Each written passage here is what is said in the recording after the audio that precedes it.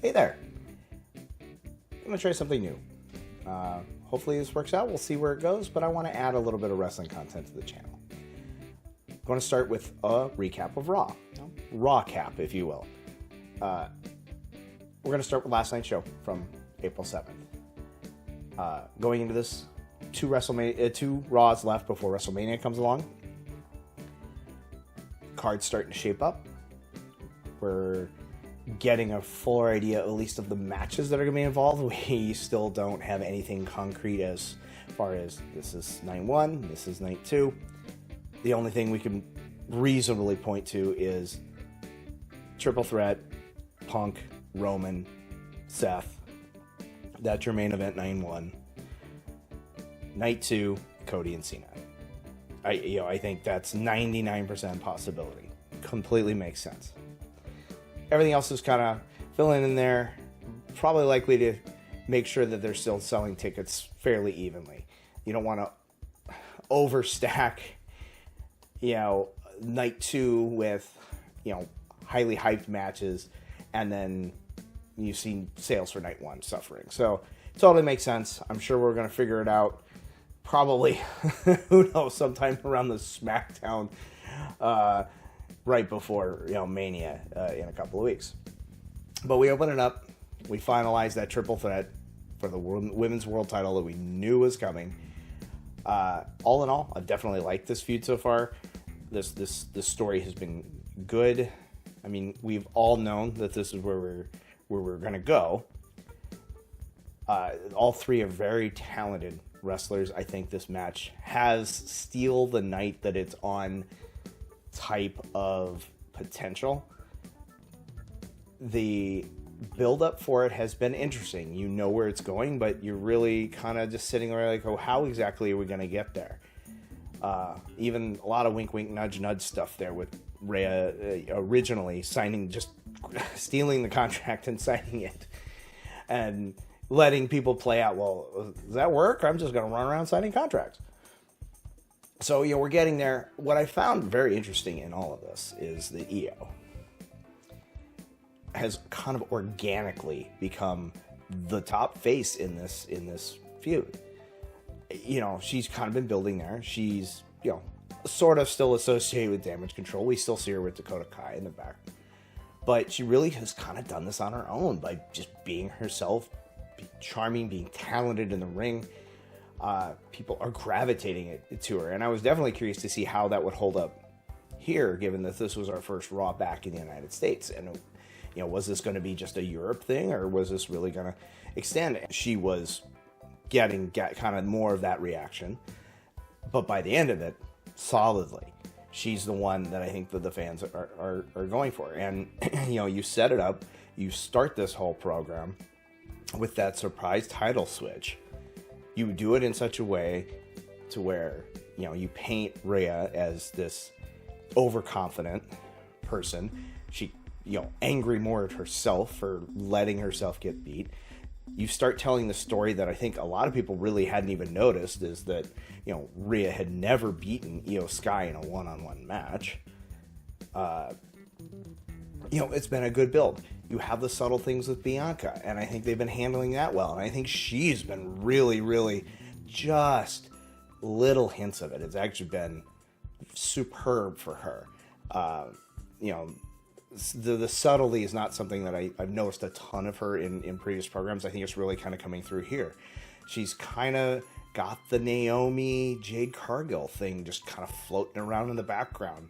Lots of questions. And you kind of see her doing some interesting things here and really kind of being an antagonist in a lot of these, but still, enough to where there's a lot of doubt. And so, honestly, I don't know how that match is going to come out. I don't know.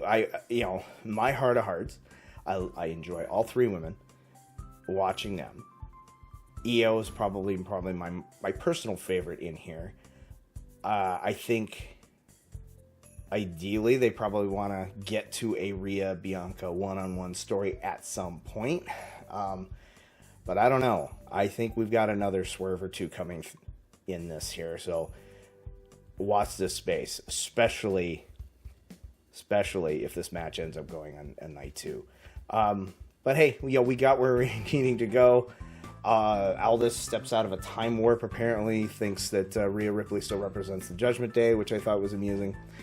Commentary really tried to cover it, but, hey, finally got there. We kind of had a rehash of some of the old tensions, but, Io kind of standing tall, finally getting to be the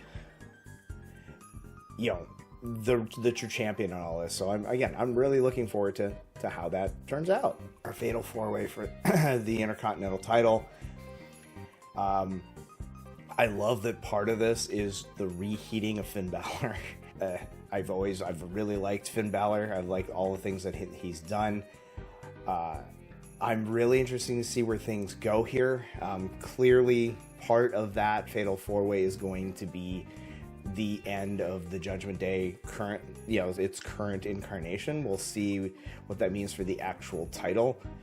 In reality, I think the person has the lowest odds of coming out of that match with the title is Penta.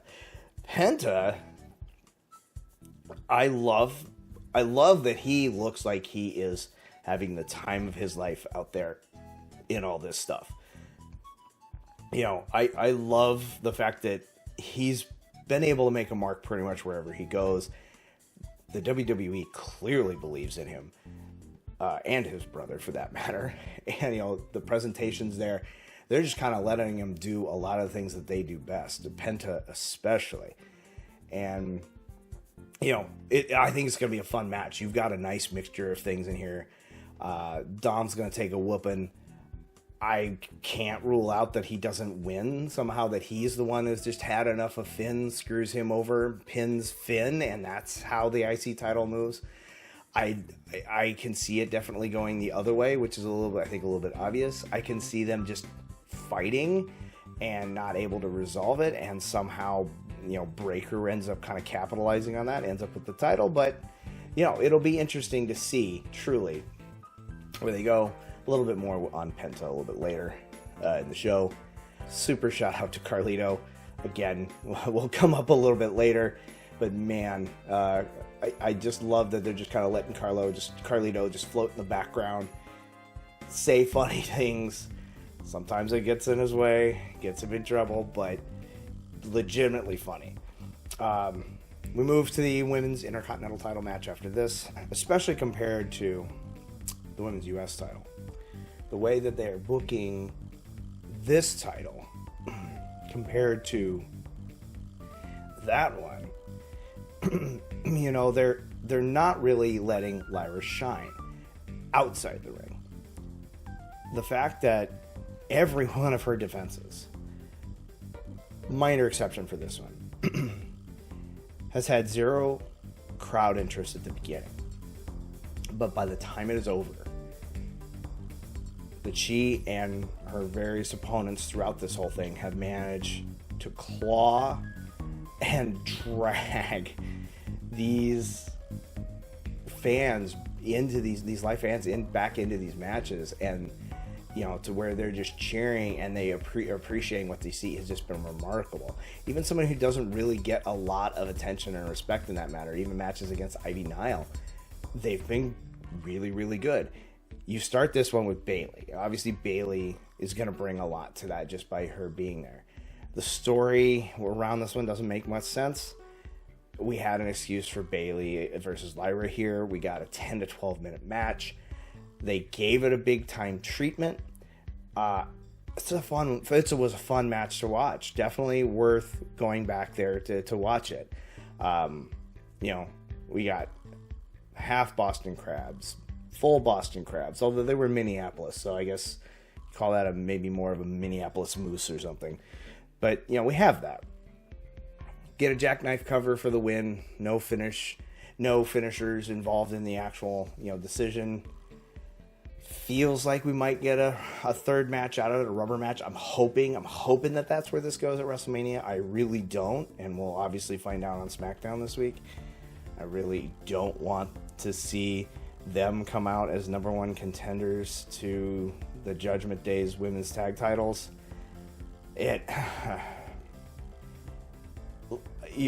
I think you need to do a proper, fully, built. I don't want to say fully built, but you're only gonna have another week or so. You get that third match. Bayley beats Lyra to qualify for Elimination Chamber. Lyra now defends the Intercontinental title, beats Bayley. They're 1-1. Give them that blow off at WrestleMania. They teased it. I'm not 100% convinced they're going to go the tag title route. I'm just hoping that that's not where it goes. But they really won the crowd over again by the end of that. So it was interesting. We'll see where things go, beyond that. Got a little bit of Bert Kreischer in the back. And of course, with Otis. I mean, you get two guys, bigger guys, known for taking off their shirt for comedic effect, and you know what? Of course they're gonna both do it in the same vicinity. We definitely got a very big, sweaty man hug, maybe a new version of big meaty men slapping man meat, but hey, it's definitely fun. I actually enjoyed that segment, but I'm also a fan of Bert Kreischer, and Otis makes me laugh too, so hey, good stuff. Segue that into Karrion Kross and AJ Styles. Karrion Kross clearly had some sort of plan. It's got him into a match the week before WrestleMania with AJ Styles. We'll see how that kind of plays into everything. I like that Karrion Kross is getting more and more of a reaction from all accounts and everything I've seen. Karrion Kross seems like a legitimately great dude, and I want to see good things happen for good, to good people. We'll see where this goes. I feel like the WWE has definitely let Karrion Kross down a few times with opportunities that he's been given. Let's see if we can get more out of it. The LWO versus American Made and special guest star El Grande Americano. Got 10 minutes. Boy, was this match fun. We've now seen a little bit more of the LWO in the last month or so. They're just entertaining to watch in the ring, and the Creeds and somebody who's clearly not Chad Gable. Very, very fun in the ring. I have a lot of great spots. Both teams really needed the win there. Interesting, the small pop for Grande Americano. Obviously we know who it is. It was the hometown. I'm curious to see if maybe that spills over. It's weird how aspects of this part of the gimmick have kind of spilled over. I personally have kind of been a fan of it. I can kind of see some of the bits that a lot of people maybe not necessarily a fan of, but I've definitely had fun with it. I kind of understand why they've made some of the choices with it as they have. But clearly, just based on the way people have been booked lately, America Made was always going to win this one. They're the ones really gearing up for something bigger. And then, so they do. We get the win. We get a loaded mask bit, which I thought was actually cute. Didn't see that coming. Wondering if it'll come back into play down the line. We find out later in the show. At this point, Rey Mysterio is done with the insults. I do like that he doesn't even approach it as if it's Chad Gable. It's like, you know what? No. I want El Grande Americano, and I want him at WrestleMania. Is that match going to be amazing? It's Chad Gable versus Rey Mysterio at WrestleMania. Yes. So, to some extent, I don't care how we got here. The fact that we're going to get that match on that stage, awesome.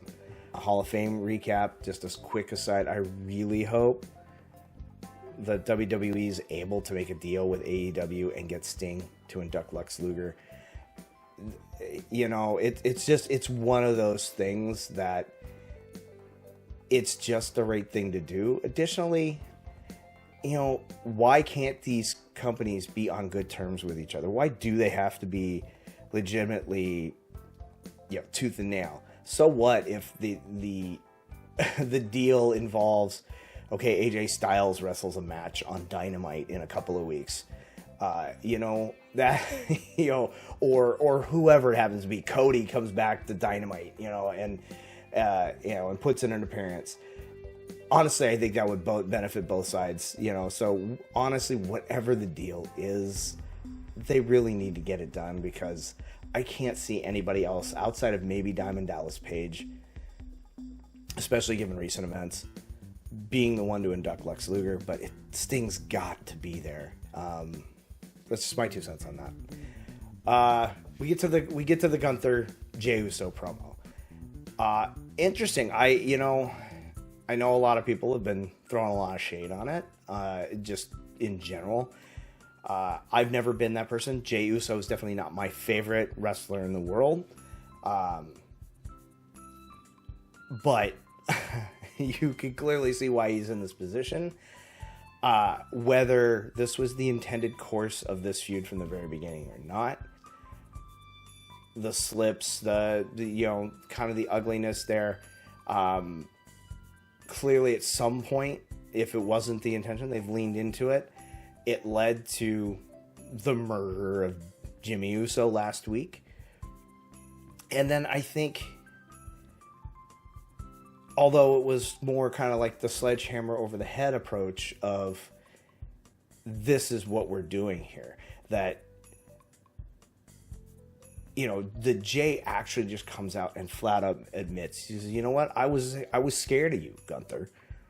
I was scared of the moment. I was scared of how it was going to be. And you had me beat. If you'd have just done nothing else and we'd have gone right into WrestleMania, you'd have beat me. And I'd have had no one to blame but myself. But now, because of everything you did, you woke me up. Not scared of you anymore. I've got a reason to go in there. I'm serious now. He's trying to tell the crowd, hey, none of this yeet stuff right now. This is what it's going to be.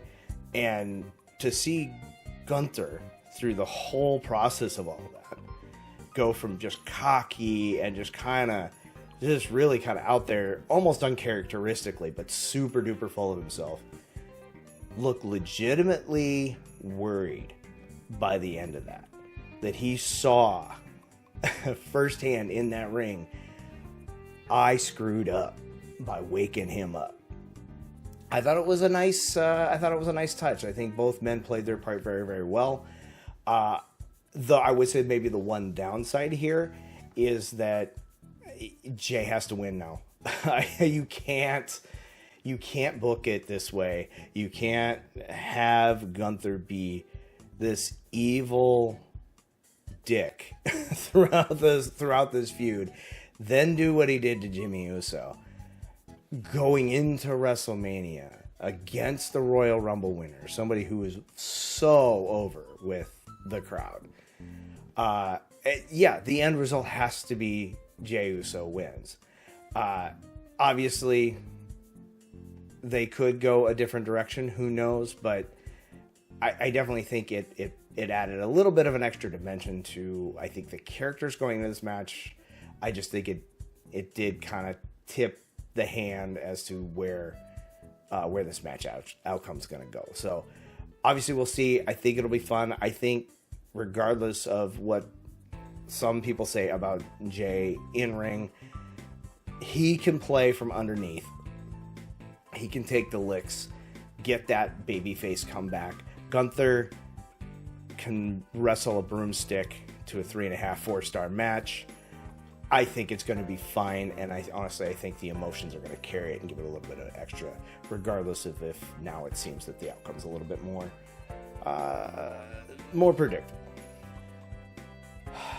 Well, just before we got the Rey Mysterio challenging El Grande Americano, it was preceded by Natalya and Maxine. Okay, if I have a choice as to who comes out of the number one contendership match, and that choice is between the team of Lyra Valkyria and Bayley or the team of Natalya and Maxine. I'm gonna probably want Natalya and Maxine just because I would rather have a women's IC title match at the first WrestleMania of its existence, have a marquee match again with two women that can really go. I don't want to see them shoehorned into this. Granted, it would be a match where I think Liv Morgan and Raquel Rodriguez would just stomp that team. But you know, Maxine is who she is. She's getting better, but she's still very much a rookie in all of this. Natalya is Natalya. Very talented. You know, she's added a lot, I think, to people that have been training underneath her. She's never been the most exciting personality on screen. And there weren't a lot of people going, oh, I wonder when Natalya will be back. Whether fair or not, it just doesn't make a whole lot of sense. But then you look at the other competitors and the other teams, and the only other team that might potentially make sense in all of this would be the Secret Hervis with Alba Fire and Piper Niven. But they're not going to do a heel versus heel tag title match. So, yeah, I mean, honestly, I think it's, down to those two. Way outside chance of Kaden Carter and Katana Chance. But, yeah, I mean, it's going to be one of those two teams. Honestly, otherwise, why put Natalya and Maxine together? Again, probably a little bit of copium because I don't want them to sacrifice what could be a fantastic women's IC title match for this, but it is what it is. We move on to the New Day versus the War Raiders. It's got about 5 minutes, ended in a DQ. Okay. I was a little miffed that this match was happening now. I mean, honestly, just based on the backs of who the New Day is, and the War Raiders have had a successful run as far as wins. They've looked very convincing. I don't know why the crowd isn't into them more than they are now. The War Raiders are a fantastic team. I love both of these teams. I love the heel turn with the New Day. I think the New Day needs these titles right now. They need to make that heel turn actually matter and mean something. So, hey, we'll see. Another big, negative to this match was Tony Hinchcliffe. I mean, he's gonna do the Road to WrestleMania thing. Okay, we got to get that cross promotion thing in there. He's dropping jokes on Michael Cole that Bobby Heenan would have passed on 40 years ago. And I love Bobby Heenan, don't get me wrong. Bobby would have delivered them way better than he did. And I'm a fan of that kind of comedy, of dark comedy, of roast kind of comedy. It just doesn't do it for me, and it kind of took away a little bit from this show. Feels like they really just kind of threw it together, and having it almost play second fiddle to the cross promotion didn't help. A DQ win for the New Day, and then just the savage attack afterwards. Clearly, we are going to get this match at WrestleMania, which is good. That definitely helped, because if they had just gotten the DQ win and off into the sunset, it definitely wouldn't have hit as hard. They're selling them as just absolute awful people. So yes, you continue to build that up. You give them back a little bit of the heat they had on them from the initial heel turn. But yes, absolutely, they need to grab those titles, or Big E shows up and costs them. I think I think there's more mileage to go with this, so I really think you put the title on the New Day. I think that's how that works for me personally. Got some more Netflix celebrities in the crowd. We had Adi Shankar, the kind of the creator, executive producer of the Devil May Cry animated series on Netflix. I'm a few episodes in. I'm enjoying it so far. Been a fan of the games. I'm a fan of the character for a while. And then we got some more Bert Kreischer, an actual comedian that makes me laugh. So that was also nice. Penta versus Dom comes next. 7-ish minutes or so. I really had the not great feeling that we were going to get another DQ finish here. Thankfully, we did not. It was a fun match. Honestly, Dominic hitting a Mexican destroyer on Penta, actually successfully pulling off the Three Amigos. I don't know. I feel like that's rare for Dom. Usually he gets the first two and then not the third one. Honestly, I want to say that Liv Morgan has probably hit the Three Amigos successfully more often than Dominic Mysterio has. Again, I do find that it's weird that commentary is calling out Michael Cole specifically. Hey, oh, by the way, Rey Fenix over on SmackDown, he's Penta's brother. I feel like if you're going to separate them, have them on the different brands, like you hold off on that reveal for a while. Because they keep bringing it up, I think it just feels inevitable that they're just going to be pushed together as the Lucha Bros. That we're going to have a draft a month or so after Mania, I think. Right now, if things kind of keep heading in that direction, I think one of them is going to get drafted to the other show, and they're just going to team them up. I want to see them have some good singles runs and singles pushes here for a while. I also thought it was interesting that Pat McAfee and I noticed Dominic Mysterio's boots at the exact same time. They were, quite the boots there, Dom. It was a fun match overall. Still not a huge fan of Penta using his arm breaker. I think he calls it sacrifice, as just a move in a match. But Pete Dunne's been breaking fingers for a few years in WWE, so I guess whatever. I'm so glad we didn't get a DQ there. Obviously, hell broke loose. We have the competitors from, all four competitors from the IC title match. We have Carlito floating around, and that spear from Braun Breaker to Carlito. Boy, Carlito is a champ for kind of taking that one, and again, adding to my thought that Carlito is one of the funnier guys out, in the world of professional wrestling right now. I think he even tweeted that he was I want to thank you for your thoughts and prayers. Funeral services are going to be held on Friday. Carlito's family appreciates your patience and your kindness at this time. I was an excellent tweet. Obviously, Carlito's okay, but looked like he got hit by a truck. So good fun. At the end, Finn stands tall, still telegraphing the end of the current version of the Judgment Day. Where it goes after that, who knows? Then we get to our main event, the Paul Heyman in a ring, trying to explain himself, give his decision on, is he going to follow through with that favor.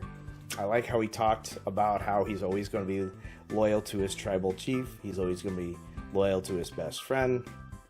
Obviously, he's kind of being put in a very tough position by CM Punk here.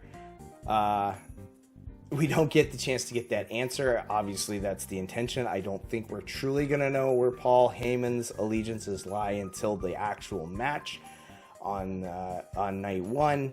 But here we have Seth Rollins here to stir the pot even more, really getting in Heyman's face. Side notes, probably one of the more reasonable outfits I've seen Seth Rollins in a little bit. I mean, it was just a standard pair of jeans and a coat looked like it was made from the upholstery from my grandmother's couch. Like seriously, it kind of looked itchy. Like it was like uncomfortable to wear. But as far as some Seth Rollins fits go, that wasn't terrible. Obviously, we got Punk for the save. I like the pull back on the stomp. Now you owe me a favor kind of a thing. All in all, I think it was a good idea to pull the trigger and have the favor be what it is, because it really puts the outcome of that match in play. I legitimately can see any of the three winning now. I can see Heyman staying with Punk, whether he directly interferes or not. Punk winning, getting his moment. I can see Heyman turning his back on Punk and just saying, no, listen, my tribal chief is my tribal chief, and that outweighs our friendship, helps Roman win. I could even see that causing additional friction, leading to a distracted Punk and Reigns, and Rollins sneaks in here and somehow wins. Outside curveball chance that Heyman is actually going to side with Rollins. I think that would be an interesting play. However, I really think the smart money is on some sort of Roman Reigns CM Punk program after WrestleMania. You've got two guys that don't have to be wrestling every week to get that across, and you can kind of have it nurse it along. Who knows what's going to happen afterwards? Is Punk going to make a run at whoever ends up being the WWE champion after WrestleMania? Likely John Cena. But I think there's a lot at play there. I'm definitely interested in the outcome of this match, because you've got three bona fide huge stars, and all three of them legitimately could win this match. All three of them, and any combination thereof, have a lot of possibilities as it comes with storylines. So there's a lot of options there. I'm legitimately not sure how that's going to turn out. So fun stuff. All in all, I thought it was an overall fun Raw. We're still building up, to Mania. We're getting some more things in place. Mania is going to be interesting. With it being in Vegas, everything else that's going around it. Definitely looking forward to it. I will actually be at night one of WrestleMania, so I'm hoping that the rest of that card fills out pretty well. I'm going to be at Stand and Deliver as well, so I'm also going to pop in and check out a few other independent shows and other things that are going on in the city. So it should be a fun time. But I think WrestleMania is coming forward. I want to see that card cemented a little bit more. But it'll be fun. I think we're gonna have a fun time, and we're headed for a fun Mania. So all in all, I enjoyed this episode of Raw, and hopefully we'll have another great one next week as the go home Raw before WrestleMania. Well, I hope you enjoyed my experiment this week. I want to try to do this a little bit more. I promise they'll get better as I get better at doing this a little bit more often. But hey, you have a good night.